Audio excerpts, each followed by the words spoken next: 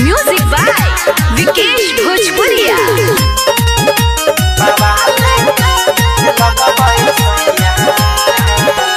Powder Crimea लगाई ले लो, अखिया में कजरा सजाई ले लो।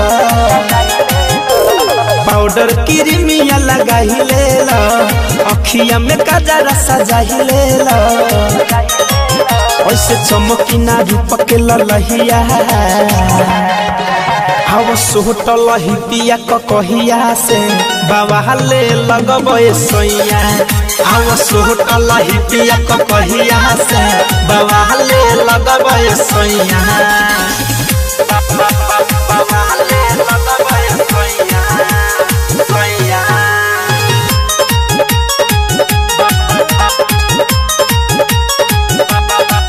हवा सोटल ही पिया कहिया से बाबा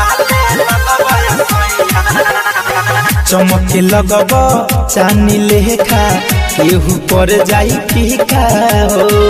आव हेने सट पजरिया कदी काला एगो टीका हो।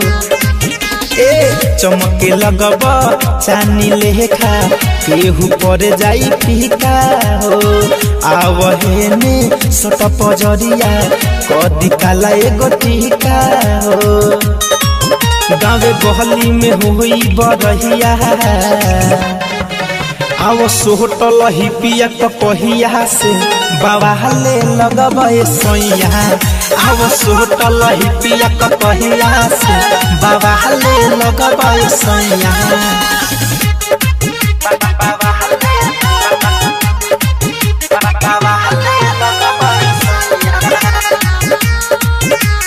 म्यूजिक बाय विकेश भोजपुरिया।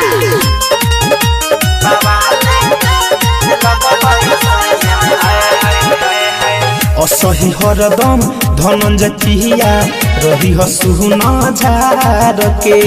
मिठू मिसाइल के जैसे तोहरो रूपवा रखेम सवार के। असही हरदम धनंजय पिया रही हसुना झार के। मिठू मिसाइल के जैसे तोहरो रूपवा रखेम सवार के।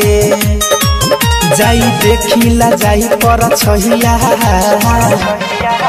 आव सोटल ही पिया कहिया से बाबा ले लगबे सोइया। आव सोटल ही पिया कहिया से बाबा ले लगबे सोइया। पाउडर क्रीमिया लगाई ले लो, अखिया में कजरा सजाई ले लो। ऐसे चमकी ना रूप के ललहिया,